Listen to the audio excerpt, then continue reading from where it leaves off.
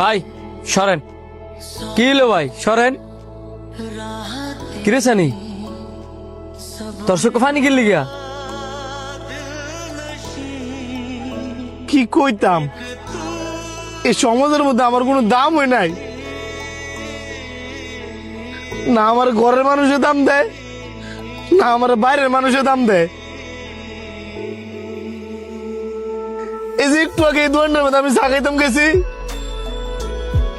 ভাই আমার একটা চা দিয়েন তো। দেরি হইব একটু বউ।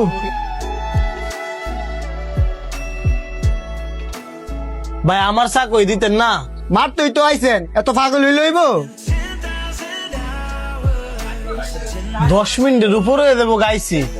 আমার ফরেজার আইছে, হ্যাঁ করো তো সাহায্য লাইছেন, আমার তো দিলেন না অন্য। হ্যাঁ গো, সময়ের মূল্য আছে, হ্যাঁ কাজকর্ম করে খায়, আর আপনি তুমি বেকার, আবার সময়ের হিসাব করেন।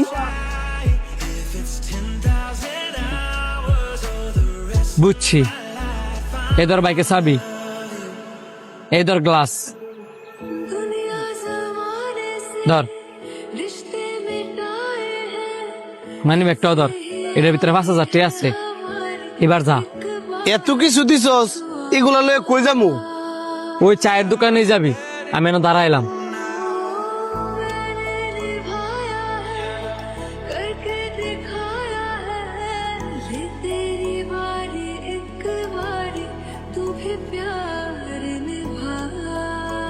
ভাই আপনি বোন, আমি আমার লাগে চা বানাই লইতেছি।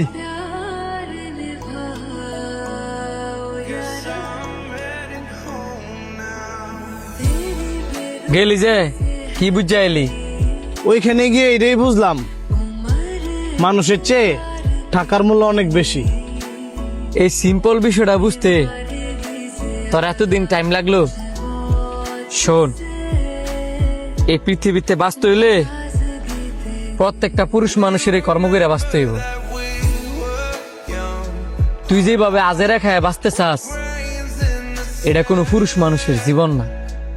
একটু আগে কইলি না, না ঘরের মানুষ সম্মান দেয়, না বাইরের মানুষ সম্মান দেয়।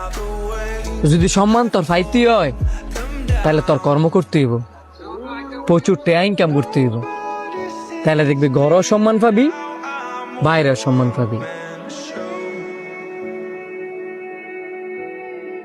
বন্ধু তুই আমার চোখ খুলে দিছস।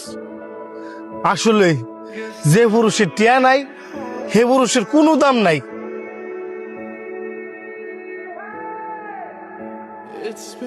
কর্ম কর, কর্ম, যা।